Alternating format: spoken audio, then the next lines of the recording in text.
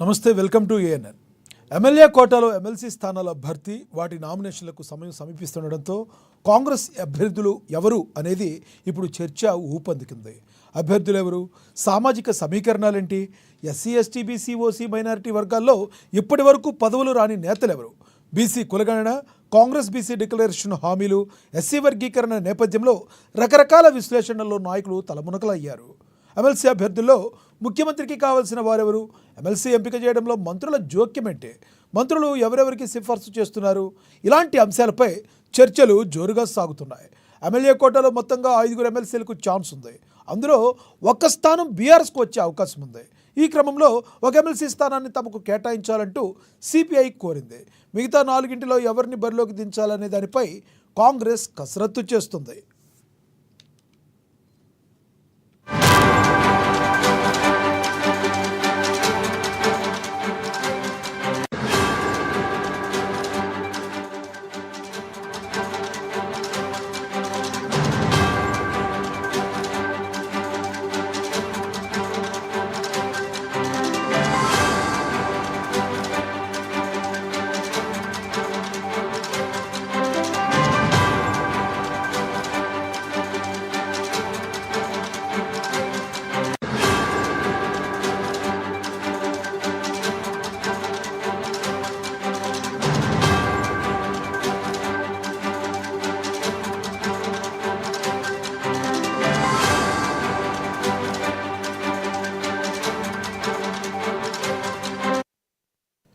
ఒకవైపు పార్టీ అంతర్గతంగా చర్చలు, మరోవైపు ఏఐసిసి అగ్రనేతలతో సంప్రదింపులు, ఇలా ముఖ్యమంత్రి, టీపీసీసీ అధ్యక్షులు బిజీగా గడుపుతున్నారు. అభ్యర్థుల ఎంపిక నేపథ్యంలో ఆశావాహుల్లో పోటీ తీవ్రంగా ఉంది. ముఖ్యంగా పార్టీ ప్రతిష్టాత్మకంగా చేపట్టిన కులగణన నేపథ్యంలో ఆయా వర్గాల నుంచి దరఖాస్తులు వెల్లువలా వచ్చాయి. ఎస్సీ వర్గీకరణ నేపథ్యంలో మాదిగా, మాలా సామాజిక వర్గాల నాయకుల్లో పోటాపోటీగా ఉంది. ఎవరి వైపు మొగ్గు చూపాలనేది పార్టీకి కత్తి మీద సాములా మారింది.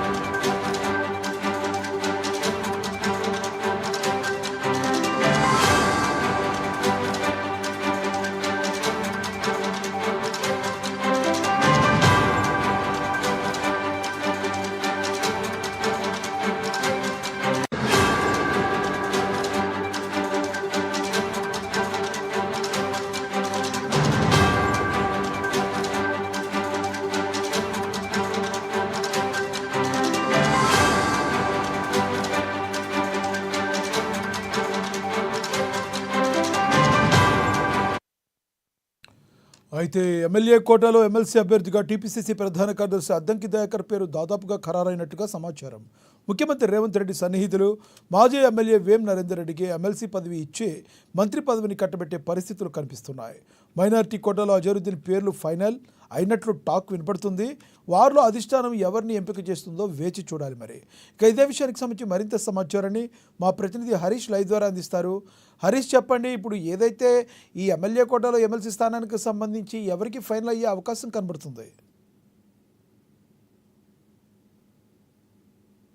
సంబంధించిన ఎమ్మెల్సీ పైన కసరత్తు జరుగుతా ఉన్నది. ఇక ఢిల్లీకి సంబంధించి కూడా కేసీ వేణుగోపాల్ సంబంధించిన రాష్ట్ర నేతలు అలాగే సీఎం రేవంత్ రెడ్డి మంత్రులతో ప్రధానంగా సమాలోచనలు జరుపుతా ఉన్నారు. ఇంకా కాంగ్రెస్ పార్టీకి సంబంధించి అంటే 5 ఎమ్మెల్సీ స్థానాలకు సంబంధించి కూడా ఖాళీ అయిన నేపథ్యం కావచ్చు, దానికి సంబంధించి కూడా రేపు నామినేషన్ సంబంధించి కూడా చివరి తేదీ గడువు ఉన్న నేపథ్యం అయితే కనిపిస్తా ఉన్నది. కాబట్టి ఇంకా ఎమ్మెల్యేల సంఖ్యాబలంగా కాంగ్రెస్ పార్టీకి సంబంధించి కూడా 4 స్థానాల్లో ఒకటి బీఆర్ఎస్ వెళ్లే అవకాశాలు అయితే కనిపిస్తా ఉన్నాయి. ఇక ప్రధానంగా దీంట్లో కాంగ్రెస్ పార్టీకి సంబంధించి కూడా వచ్చే 4 స్థానాల పైన కూడా ఆశావాహుల సంఖ్య కూడా ఆశావాహుల సంఖ్య కూడా భారీగా ఉన్న నేపథ్యం అయితే కనిపిస్తుంది. ఒక్కొక్క సామాజిక వర్గానికి సంబంధించి కూడా 6 సంబంధించి కూడా అభ్యర్థులు ఎమ్మెల్యే కోటాకు సంబంధించిన ఎమ్మెల్సీగా అవకాశం కల్పించాలని కూడా బలంగా కోరుతున్న నేపథ్యం అయితే కనిపిస్తా ఉంది. ఇప్పుడు ఇందుకు సంబంధించి కూడా రేపు చివరి తేదీ గడువు నామినేషన్ వేయాలి. కాబట్టి ఈ రోజు సంబంధించి కూడా ఈ 4 సంబంధించిన అభ్యర్థులను ఫైనలైజ్ చేసే అవకాశం అయితే కనిపిస్తుంది. ఇప్పటికే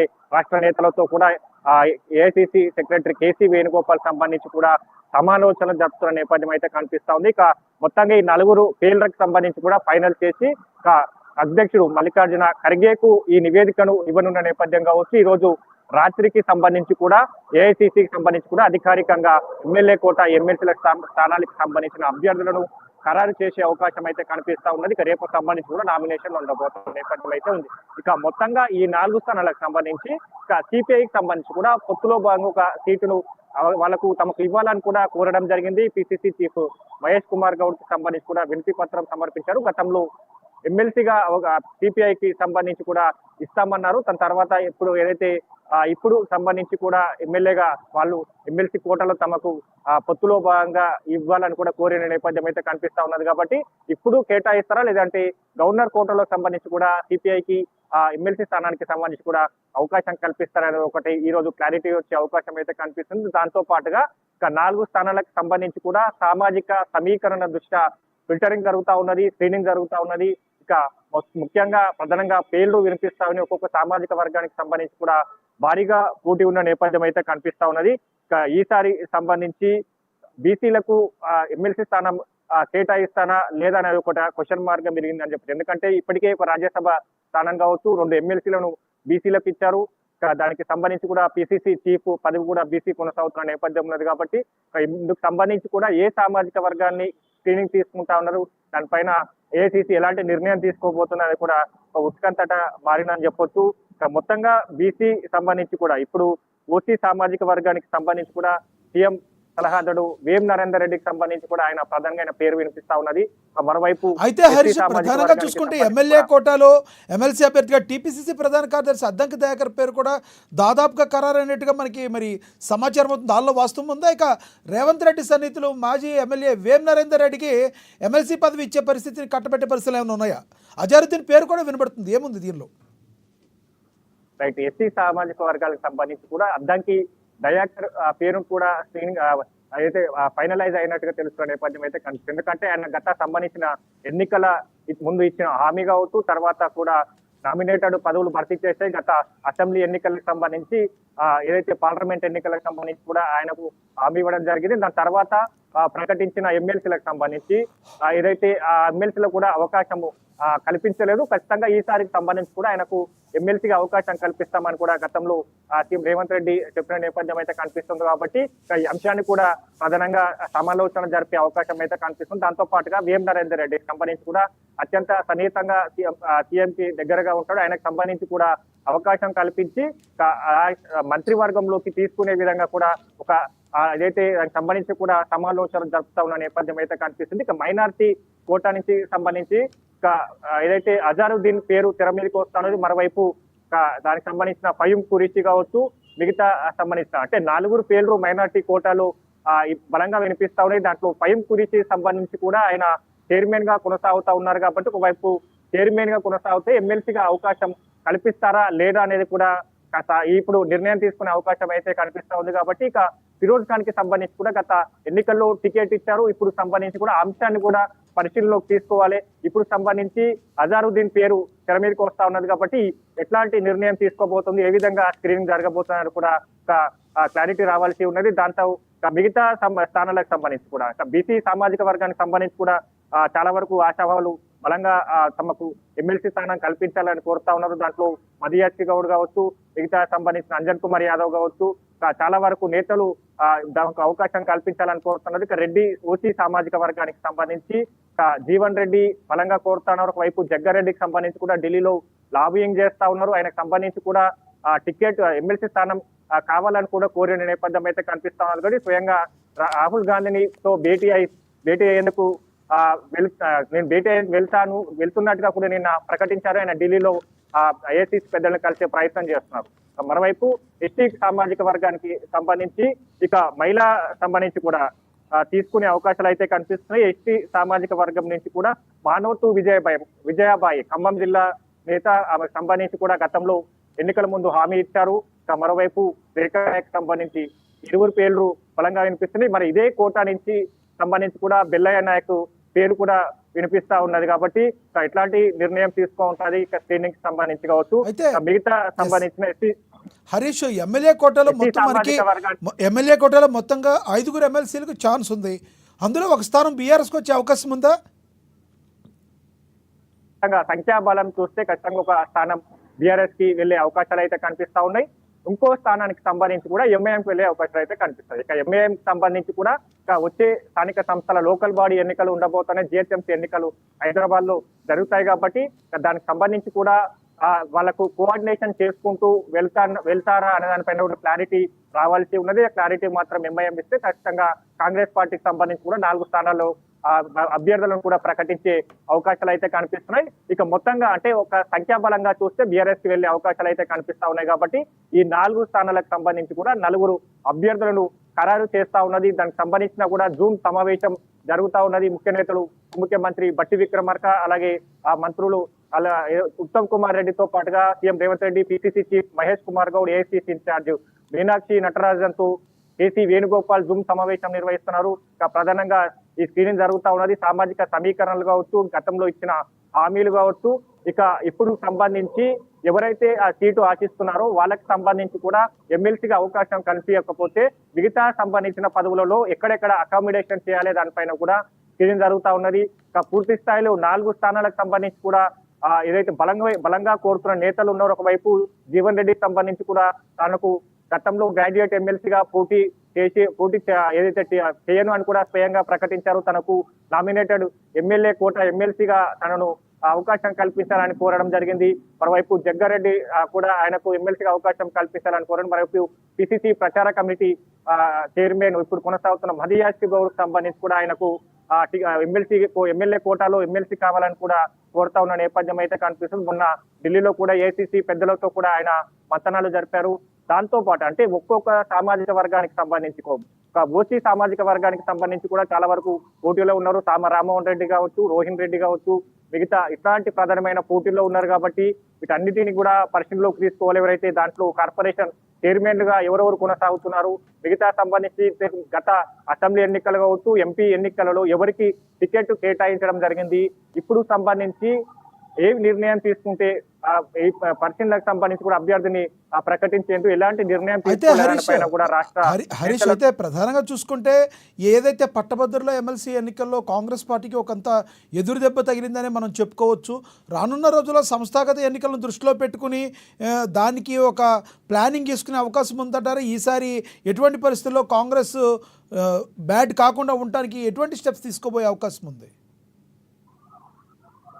రైట్, ఇప్పుడు స్థానిక సంస్థలు రాబోతా ఉన్నాయి. జిహెచ్ఎంసీ సంబంధించిన ఎన్నికలు రాబోతున్న నేపథ్యం అయితే కనిపిస్తా ఉంది.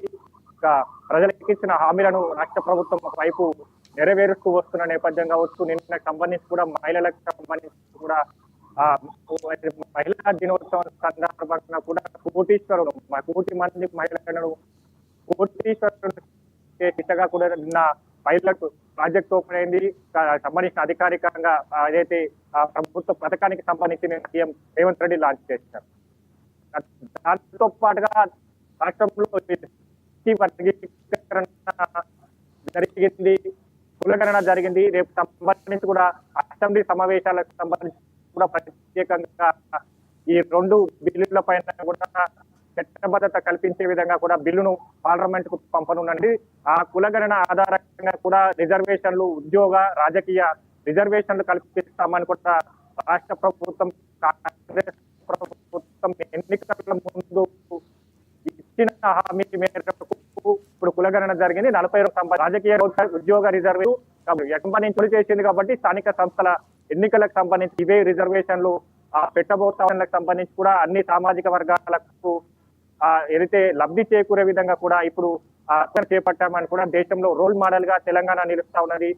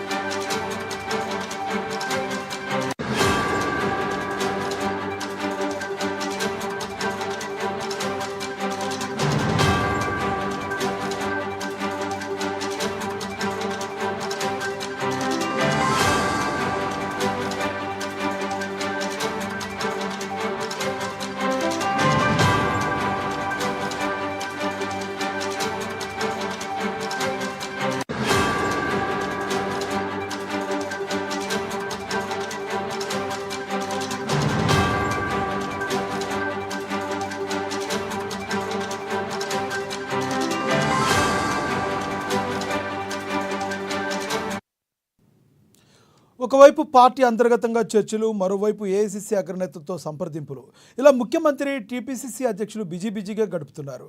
ఇదే విషయానికి సంబంధించి మరింత సమాచారాన్ని మా ప్రతినిధి హరీష్ని ఫోన్ ద్వారా అందిస్తారు. హరీష్, చెప్పండి, ఈ అభ్యర్థుల ఎంపిక నేపథ్యంలో ఆశావాహుల్లో పోటీ తీవ్రంగా ఉందనుకోవచ్చా? ఖచ్చితంగా 4 స్థానాలకి సంబంధించి కూడా స్క్రీనింగ్ జరుగుతూ ఉన్నది. సంబంధించి కూడా అభ్యర్థులకు సంబంధించి కూడా ఏదైతే తమకు కేటాయించాలని కూడా కోరుతున్న నేపథ్యం కనిపిస్తున్న వైపు ఢిల్లీ పెద్దలతో మరికొంతమంది నేతలు లాబింగ్ చేస్తా ఉన్న నేపథ్యం అయితే కనిపిస్తా ఉన్నది. కాబట్టి ఇక 4 స్థానాలకు సంబంధించి ఒక్కొక్క సామాజిక వర్గం నుంచి కూడా చాలా వరకు ఆశాభావులు ఉన్నారు. ఓసీ సామాజిక వర్గం కావచ్చు, బీసీ సామాజిక వర్గం కావచ్చు, మైనార్టీ సామాజిక వర్గం కావచ్చు. ఒక బీసీ సామాజిక వర్గం నుంచి మరియాక్షి గౌడ్, మూర్తి శ్రీకాంత్ గౌడ్, అంజన్ కుమార్ యాదవ్, అలాగే కిరణ్ కౌశిక్ యాదవ్. బీసీ మహిళ సునీతారావు సంబంధించి ఆమె ఇప్పుడు ఎమ్మెల్యే కోట ఎమ్మెల్సీగా కోరుతా ఉన్నారు. మరోవైపు కొనగల మహేష్, వీళ్ళ పేర్లు ప్రధానంగా వినిపిస్తా ఉన్నాయి. మైనార్టీ నుంచి షబ్బీర్ అలీ, ఫయీం కురిషి, రియాజ్, ఫిరోజ్ ఖాన్ పేర్లు తెర మీదకి వస్తా ఉన్నాయి. ఇక ఓసీ సామాజిక వర్గం నుంచి వేమనారాయణ రెడ్డి, జీవన్ రెడ్డి, జగ్గారెడ్డి, రోహిన్ రెడ్డి, సామ రామ్మోహన్ రెడ్డి, అలాగే గాంధీ భవన్ ఇన్ఛార్జ్ కుమార్ రావు పేరు తెర మీదకి వస్తా ఉన్నది. మరోవైపు కుస్మ కుమార్ పేరు కూడా, ఆయన పేరు తెర మీదకి వస్తున్న నేపథ్యం అయితే కనిపిస్తా ఉన్నది. ఇక ఎస్టీ సామాజిక వర్గం నుంచి కూడా అద్దంకి దయాకర్, అలాగే దొమ్మటి సాంబయ్య పేర్లు, ఈ 2 పేర్లు బలంగా వినిపిస్తాయి. దొమ్మటి సాంబయ్యకు సంబంధించి కూడా మొన్న జరిగిన సమావేశంలో సంబంధించి కూడా వరంగల్ జిల్లా నేతలంతా కూడా తమ దొమ్మటి సాంబయ్యకు సంబంధించి కూడా ఎమ్మెల్సీగా అవకాశం కల్పించాలని కూడా వినతి పత్రం సమర్పించారు ఇన్ఛార్జ్ మీనాక్షి నటరాజన్కి. దాని తర్వాత ఎస్టీ సామాజిక వర్గానికి సంబంధించి కూడా విజయాబాయి పేరు తెర మీదకి వస్తా ఉన్నది. మహిళా కోటా నుంచి తీసుకోవాలని. మరోవైపు బిల్లయ్య నాయక్ పేరు వినిపిస్తా ఉన్నది. మరోవైపు శంకర్ నాయక్ పేరు, ఈ పేర్లు తెర మీదకి వస్తున్న నేపథ్యం అయితే కనిపిస్తా ఉన్నది. కాబట్టి దీనికి సంబంధించి కూడా పూర్తిగా కూర్పు జరుగుతా ఉన్నది. ఇక ఓసీ సామాజిక వర్గానికి సంబంధించి కూడా వేం నరేందర్ రెడ్డి పేరు ఫైనలైజ్ అయ్యే విధంగా కనిపిస్తా ఉన్నది. ఎస్టీ సామాజిక వర్గానికి సంబంధించి కూడా దొమ్మటి సాంబయ్య, అద్దంకి దయాకర్ పేర్లు, 2 పేర్ల మధ్య స్క్రీనింగ్ జరుగుతా ఉన్న నేపథ్యం అయితే కనిపిస్తా ఉన్నది. ఇక బీసీ సామాజిక వర్గానికి సంబంధించి టికెట్ ఒకవేళ అవకాశం కల్పిస్తే ఏ నేతకు ఇవ్వాలనే పైన కూడా ఒక స్పష్టత రావాల్సిన అవసరం అయితే కనిపిస్తా ఉన్నది. కాబట్టి ఇక మొత్తంగా ఈ సంబంధించిన 4 స్థానాలకు సంబంధించి రేపు ఏదైతే దీనికి సంబంధించి కూడా రేపు సంబంధించిన నామినేషన్ సంబంధించిన చివరి తేదీ కాబట్టి ఇట్లాంటి ఎంపిక జరుగుతా ఉన్నది ఎవరికి ఈ అవకాశం కల్పిస్తా ఉన్న నేపథ్యము కాంగ్రెస్ నేతల్లో ఒక ఉత్కంఠగా మారిందని చెప్పొచ్చు. ఎందుకంటే ఇక ఈ సంబంధించి కూడా రేపు నామినేషన్ చివరి తేదీ 11న పరిశీలన ఉంటది. 13కు సంబంధించి కూడా ఉపసంహరణ గడువు ఉన్నది. ఇక దీనికి సంబంధించి ఈ ఎంపిక సంబంధించి కూడా అభ్యర్థులంతా కూడా ఆశావాహులంతా కూడా ఎదురు చూస్తున్న నేపథ్యం అయితే కనిపిస్తాను. ఒకవైపు మరొక బీఆర్ఎస్ కి సంబంధించి అభ్యర్థిని ఎవరిని నామినేటెడ్ కోటా నుంచి పంపిస్తారనే పైన కూడా అక్కడ కూడా క్వశ్చన్ మార్క్ గా మిగిలింది. ఇక నామినేషన్ సంబంధించి రేపు చివరి తేదీ కాబట్టి ఏ అభ్యర్థికి నామినేషన్ వేయబోతున్నారు, ఎట్లాంటి నిర్ణయం తీసుకోబోతుంది ఏఐసీసీ అనేది కూడా అంటే ఈ రోజు రాత్రి కల్లా కూడా పూర్తిగా ఈ 4 పేర్లతో కూడిన అధికారికంగా ప్రకటించేందుకు సిద్ధమయ్యారు. దాంతో భాగంగానే వైపు జూమ్ సమావేశం జరుగుతా ఉన్నది. ఆ జూమ్ సమావేశంలో సంబంధించి కూడా పలు సమాలోచనలు జరుపుతా ఉన్నారు. ఏ కోట నుంచి ఎవరికి, ఏ కేటగిరీ నుంచి ఏ అభ్యర్థిని ఎంపిక చేయాలనే పైన కసరత్తు జరుగుతా ఉన్నది. కాబట్టి ఇక ఈ పూర్తి ఆ డేటా అంతా కూడా కేసీ వేణుగోపాల్ అధ్యక్షుడు ఖర్గేకు పంపిస్తున్న నేపథ్యం అయితే కనిపిస్తా ఉంది. కాబట్టి ఇక ఈ రోజు సాయంత్రం నుంచి ఏ క్షణమైనా కూడా ఈ అభ్యర్థులకు సంబంధించిన అధికారికంగా ప్రకటించే అవకాశం అయితే ఉంది. లక్ష్మీనాథ్, అయితే బీసీ కులగణ కాంగ్రెస్ బీసీ డిక్లరేషన్ హామీలు, ఎస్సీ వర్గీకరణ నేపథ్యంలో రకరకాల విశ్లేషణలో నాయకులు తలమునకలైనట్టుగా మనకు తెలుస్తుంది. ఎమ్మెల్సీ అభ్యర్థుల్లో ముఖ్యమంత్రికి కావాల్సిన వారు ఎవరు అనుకోవచ్చు మనం? అంటే ముఖ్యమంత్రికి ఒక క్వార్టరీ ఉండే అవకాశం ఉందంటారా రేవంత్ రెడ్డికి? రైట్. ఏఐసీసీ సంబంధించి కూడా ఎట్లాంటి నిర్ణయం తీసుకోబోతుంది, ఎలాంటి కీలక నిర్ణయం తీసుకుంటారు? ఎందుకంటే చాలా వరకు రాష్ట్ర స్థాయి నేతలు కూడా ఒక అభ్యర్థిని బలపరిచిన నేపథ్యమైన ఉన్నప్పటికీ కూడా ఈక్వేషన్స్ మారుతూ ఉంటాయి. ఢిల్లీకి సంబంధించిన పార్టీ లైన్ ఉంటుంది, పార్టీకి సిద్ధాంతాలు కావచ్చు, వీటన్నిటిపైన కూడా ఏఐసీసీ సమాలోచన జరుపుతూ ఉంటుంది. కేసీ వేణుగోపాల్కి సంబంధించి కూడా ఇప్పటికీ ఈ అంశాలపైన కూడా ఆయన రివ్యూ చేసినట్టుగా తెలుస్తున్న నేపథ్యం అయితే కనిపిస్తుంది. దాని తర్వాత ఖర్గేకు చర్చ జరగాలి.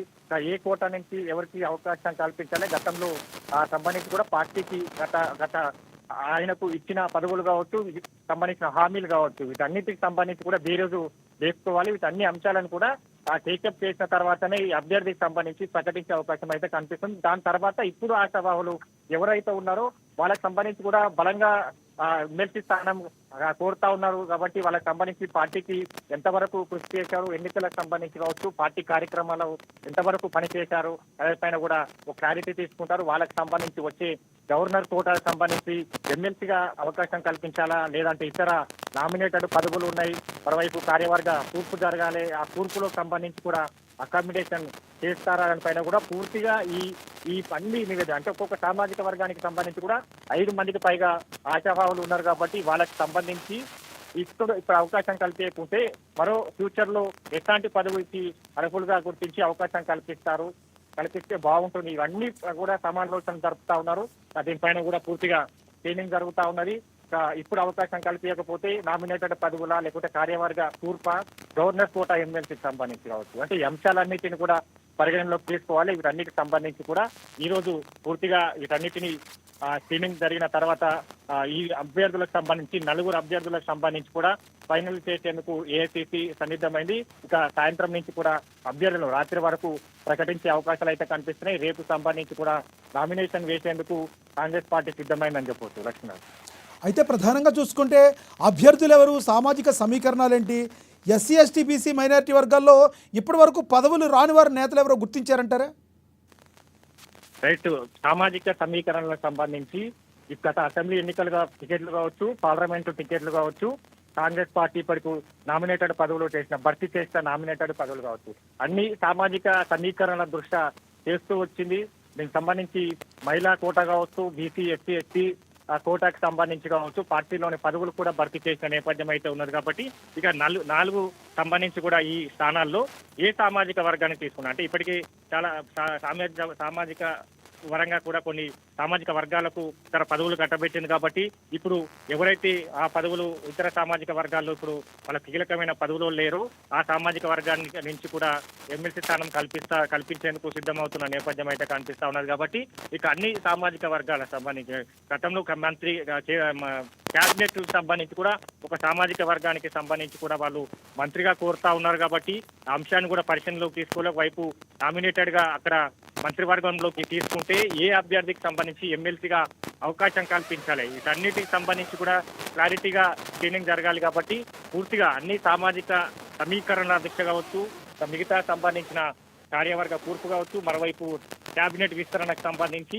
ఏ సామాజిక వర్గాన్ని మంత్రివర్గంలోకి తీసుకుంటే ఇప్పుడు ఎమ్మెల్సీగా ఏ సామాజిక వర్గానికి సంబంధించి ఆ సామాజిక వర్గ నేత ఎవరు, కేబినెట్ కి సంబంధించి కూడా ఆ అర్హుడైన నేత ఎవరు, వీటన్నిటిపైన కూడా ఏఐటీసీ పూర్తిగా సమాలోచనలు జరుపుతా ఉన్నది.